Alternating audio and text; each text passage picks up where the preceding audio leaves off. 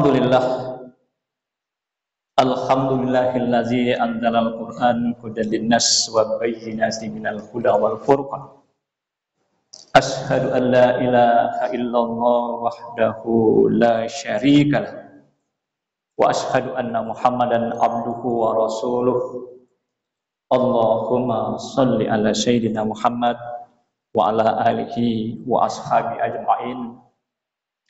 Amma ba'du fa ibadallah ittaqullaha haqqa tuqatih wa la tamutunna illa wa antum muslimun. Qala Allah ta'ala fil Qur'anil Karim, na'udzubillahi minasy syaithanir rajim. Bismillahirrahmanirrahim. Qul innal ladzina yaftaruna 'alallahil kadziba la yuflihun. Wa ghayra ayah innani anallahu la ilaha illa ana fa'budni. Sadaqallahu azim. Kaum muslimin sedang ibadah Jumat rahimakumullah. Puji syukur kita kepada Allah Subhanahu wa taala atas limpahan rahmat, nikmat dan hidayah kepada kita semua. Alhamdulillah. Pada detik yang berbahagia ini Allah masih pilih kita menjadi hamba-Nya yang memiliki mentalitas iman dan Islam. Tanpa mentalitas iman dan Islam yang Allah kukuhkan dalam hati kita, barangkali kita tidak terpanggil untuk melaksanakan ibadah pada siang yang berbahagia ini. Marilah kita tanamkan rasa syukur dengan melaksanakan perintah-perintah Allah dan menjauhi larangan-larangan Allah Subhanahu wa taala. Mudah-mudahan Allah tetap komitmenkan iman Islam kita sampai detik-detik akhir kehidupan kita sebagai seorang hamba Allah. Allah katakan wala tamutunna illa wa antum muslimun. Janganlah kamu mati melainkan dalam keadaan Islam. Salawat sing salam kita aturkan pada Rasulullah sallallahu alaihi wasallam dengan mengucapkan Allahumma sholli ala sayyidina Muhammad wa ala alihi wa ashabihi ajma'in. Rasulullah yang telah memperjuangkan umat manusia seyogyanya ketika masa jahiliyah. Manusia berada dalam ancaman neraka Allah Subhanahu wa taala. Manusia berada dalam ancaman murka Allah Subhanahu wa taala. Berkat perjuangan Rasulullah dengan membawa Islam dan kita sebagai umatnya, mudah-mudahan kita sebagai umatnya yang selalu berselawat, selalu berzikir, selalu mengikuti perjuangan beliau akan mendapatkan syafaat pada yaumil qiyamah. Amin ya rabbal alamin. Kaum muslimin sedang ibadah Jumat rahimakumullah. Pada kesempatan yang singkat ini, khatib menyampaikan pesan pada kita semua, mari sama-sama kita meningkatkan keimanan dan ketakwaan kepada Allah Subhanahu wa taala.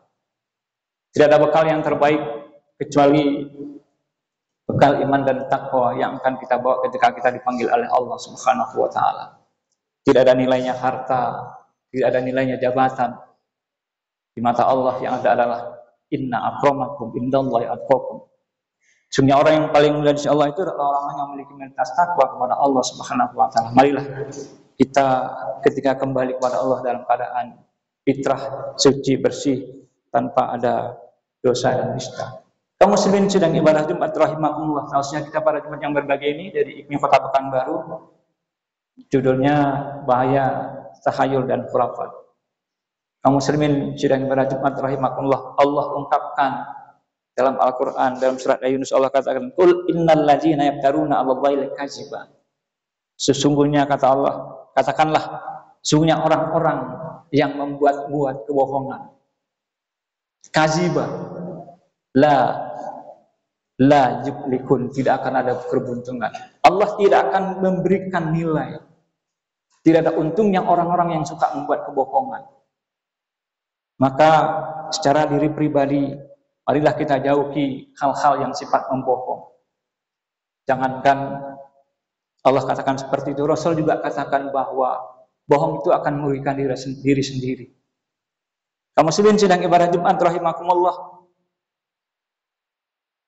Dalam sejarah kita melihat bahwa perkembangan sebelum Islam masuk ke wilayah kita kenal ada beberapa kepercayaan-kepercayaan lama.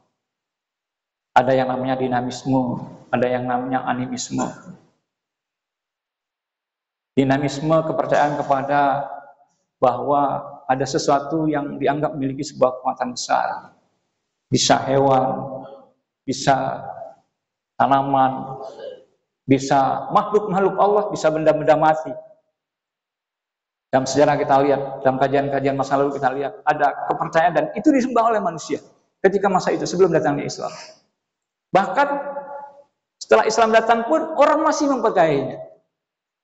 Inilah yang kita kenal dengan budaya-budaya, berita-berita, kisah-kisah yang menganggap sesuatu punya kekuatan yang akan membahayakan manusia lain. Kemudian diadakan, kemudian tindak lanjutnya dinamisme itu diadakan sesajen, sesembahan kepada benda-benda yang dianggap menakutkan itu. Itulah kepercayaan lama. Yang sioknya ketika Islam masuk harus kita tinggalkan habis. Karena perintah Allah, innani anallah la ilaha illa anna fa'budni.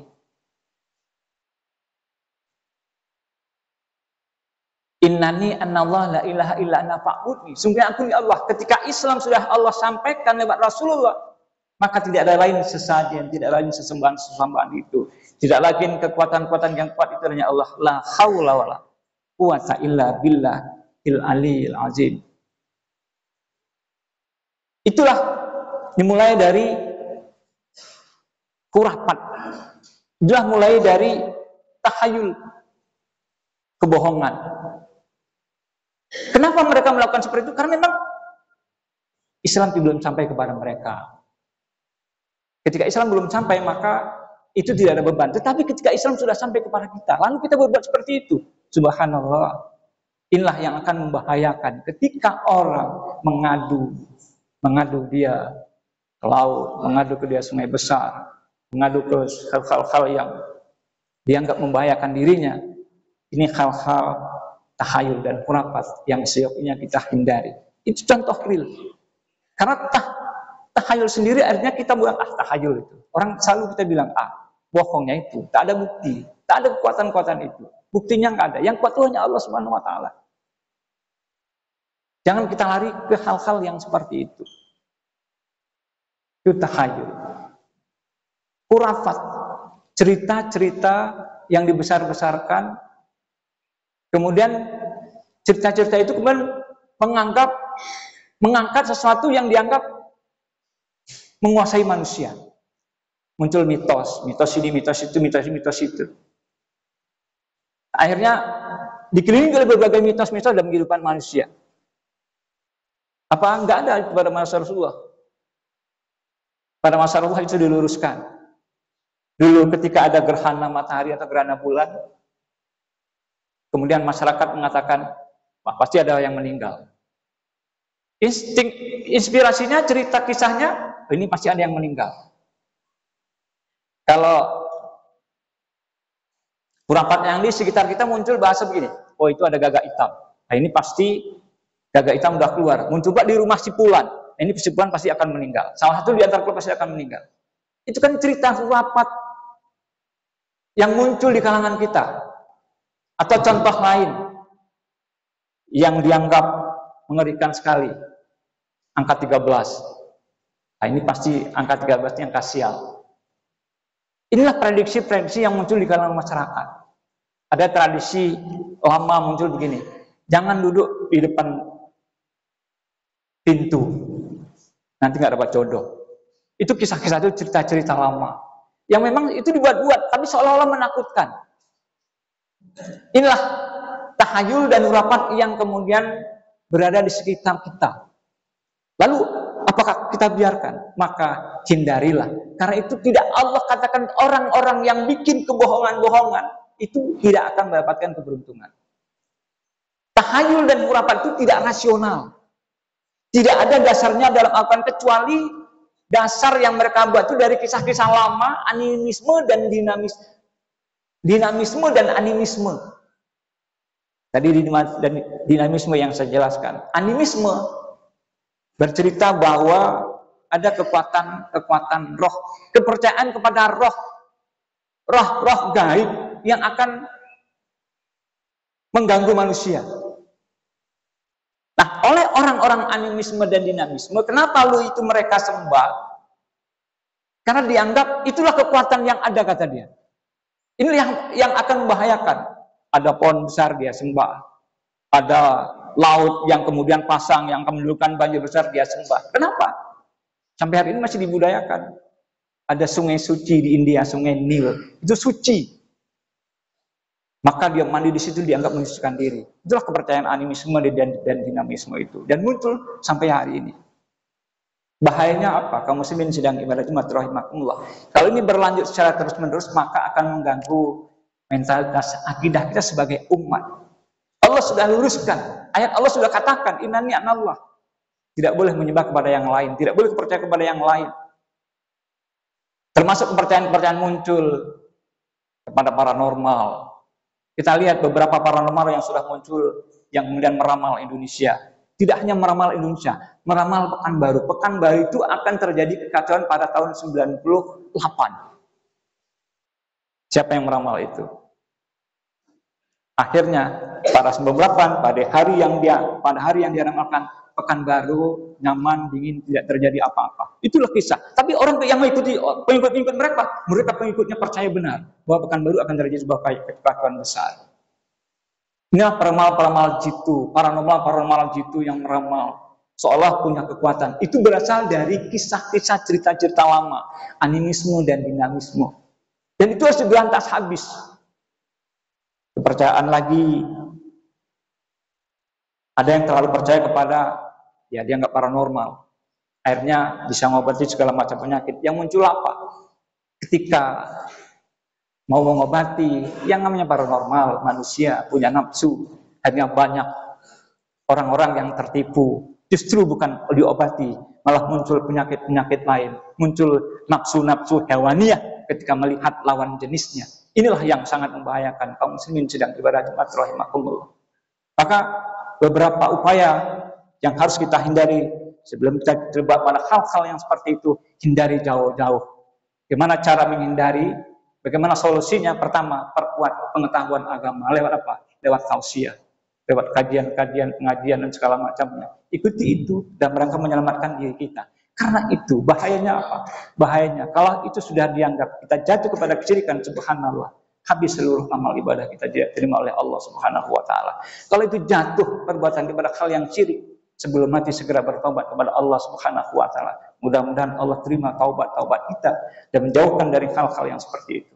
Subhanallah, tidak ada nilainya hidup, tidak ada nilainya ibadah ketika kita terjebak hal yang seperti itu. Tidak ada nilainya sholat, tidak ada nilainya puasa ketika kita terjebak pada hal-hal yang seperti itu. Maka bertobat kepada Allah, banyak istighfar pagi sore, siang malam. Semoga ibadah yang kita laksanakan diterima oleh Allah dan jauh dari hal-hal kemusyrikan. Solusi pertama yang saya katakan ini, mulailah dekati dalami agama, dalami Islam lewat sumber asli Al-Quran dan Sunnah. Kalau takhayul dan khurafat sumbernya adalah animisme, dinamisme, kepercayaan cerita-cerita lama yang dibuat-buat. Islam sumbernya Al-Quran dan bisa kita baca setiap hari. Acuannya apa? Persoalannya apa? Di Al-Quran ada tema matematik. Persoalan apa? Tentang akidah. Ini ayat-ayat akidah. Tentang tauhid. Ini ayat-ayat tauhid. Maka Luqman pesankan kepada anaknya, ya bunayya la tusyrik billah, inna syirka la zulmun azim. Ya bunayya la tusyrik billah, inna syirka la zulmun azim. Hai anak-anakku, jangan mensyirikatkan Allah. Sesungguhnya syirik itu adalah kezaliman yang sangat besar. Takut Allah tidak ampuni kita. Maka segera kita bertobat ketika ada perilaku-perilaku yang menyimpang, perilaku yang seperti itu. Bertobat kepada Allah.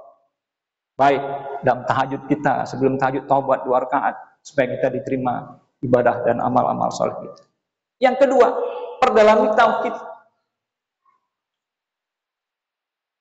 Tauhid rububiyah, tauhid uluhiyah, tauhid asma wa sifat. Allah katakan di tauhid uluhiyah, la ma'budu bil haqqi illallah. Tidak ada yang diibadati dengan sebenar-benar kecuali hanya Allah. La ma'budu bil haqqi illallah. La ilaha illallah Muhammadur Rasulullah. Kalimat tauhid la ilaha illallah meniadakan ilahun. La ilaha, tidak ada ilah illallah kecuali Allah. Itu konsep yang Allah ungkapkan dalam Al-Quran. Sehingga langsung Allah katakan, tidak ada agama di dunia ini yang mengatakan, yang Tuhan-Tuhan yang mereka sembah mengatakan, diri mereka mengatakan Tuhan. Ada enggak? Enggak ada.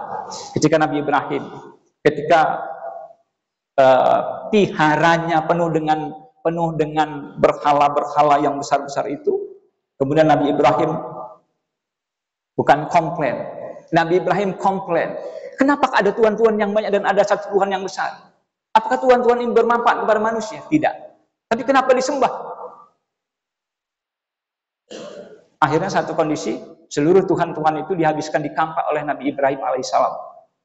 Yang nampak sampai yang kampaknya mendikalungkan kepada yang Tuhan yang besar. Akhirnya mereka marah kepada Ibrahim. Ini pasti Ibrahim yang punya kerja. Dituduh. Ibrahim dipanggil oleh raja. Siapa yang melakukan ini? Loh, kok tanya saya? Tanya saja kepada Tuhanmu. Apakah Tuhanmu bisa bicara? Loh, masa kamu gak ngerti kalau dia gak bisa bicara? Kalau tidak bisa bicara, kenapa disembah? Kenapa diikuti? Itulah akal-akalan manusia yang lemah, yang bodoh, yang diajarkan tidak mau diajarkan kebenaran. Nggak ada Tuhannya boro-boro ngomong. Bisa nggak ngomong bahwa dia adalah Tuhan? Yang berani ngomong dia Tuhan itu teman-teman manusia. Siapa? Fir'aun. Apa kata Fir'aun? Ana rabbukumul a'la. Saya adalah Tuhan yang paling hebat. Padahal dia sudah dialog dengan iblis. Fir'aun, kamulah yang manusia yang paling terhebat. Berani ngaku kamu sebagai saya sendiri tidak berani ngaku sebagai iblis yang menantang Allah. Bolak-balik saya matikan saya Tuhan, tapi kamu berani. Betapa hebatnya kamu. Jadi gimana iblis? Apa saya minta maaf kepada manusia? Jangan, pertahankan itu. Itulah iblis. Masuk ke dalam nilai idenya, masuk ke dalam otak-otaknya Fir'aun. Pertahankan saja itu. Kalau tidak kamu akan malu. Tapi kemudian dia dimalukan, ditunjukkan kepada manusia. Ditunjukkan pada manusia, ditunjukkan Allah kepada manusia bahwa dia adalah makhluk yang dhaif, lemah, ditenggelamkan oleh Allah ke dalam laut. Musa Allah selamatkan, Fir'aun Allah tenggelamkan sebagai bukti sejarah. Lalu apa kebenaran yang mau dianggap oleh manusia yang bohong-bohong itu? Subhanallah. Mudah-mudahan kita tidak terbawa pada hal-hal yang menyesatkan. Kembalilah kepada agama yang benar, beribadah kepada Allah. Banyak solusinya, banyak beribadah kepada Allah supaya taubat kita, amal ibadah kita diterima oleh Allah Subhanahu wa taala.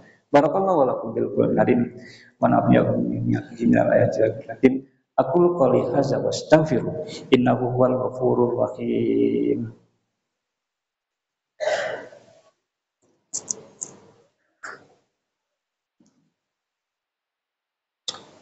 Alhamdulillahillazi arsala rasulahu bil huda wa dinil haq. Zadani kulli walau karihal kafir. Asyhadu an la ilaha illallah wa asyhadu anna Muhammadan abduhu wa rasuluh. Allahumma shalli ala sayyidina Muhammad wa ala alihi wa ashabihi ajma'in. Amma ba'du fa ibadallah ittaqullaha haqqa tuqatih wa la tamutunna illa wa antum muslimun. Wa qala Allah ta'ala fil Qur'anil Karim, innallaha wa malaikatahu yusholluna 'alan nabi ya ayyuhallazina amanu shallu 'alaihi wa sallimu taslima. Allahumma shalli ala Muhammad wa ala alihi wa kama shallaita ala Ibrahim wa ala ali Ibrahim wa barik ala sayyidina Muhammad wa ala ali Muhammad kama barakta ala Ibrahim wa ala ali Ibrahim fil alamin innaka Hamidum Majid. Allahumma ighfir lil muslimina wal muslimat wal mu'minina wal mu'minat al ahya'i minhum wal amwat bi rahmatika ya arhamar rahimin. Allahumma inna nas'aluka ridhaka wal jannah wa na'udzubika min sakhatika wan nar. Allahumma innaka 'afuwwun karim tuhibbul 'afwa ya Allah. Allahumma anta rahmah wal maghfirah wal hidayah was salamah usala hajil jama'il maqam ya Allah ya Rahman ya Rahim ya Mujib syai'in. Rabbana zalamna anfusana wa lam taghfir lana wa tarhamna lanakunanna minal khasirin. Rabbana hab lana min azwajina wa dzurriyyatina qurrata a'yun waj'alna lil muttaqina imama. Rabbana atina fid dunya hasanah wa fil akhirati hasanah wa qina adzabannar. Ibadallah innallaha ya'murukum bil 'adli wal ihsan wa ita'i dzil qurba wa yanha 'anil fahsya'i wal munkari wal baghi ya'idukum la'allakum tadhakkarun wa dzikrullahi akbar.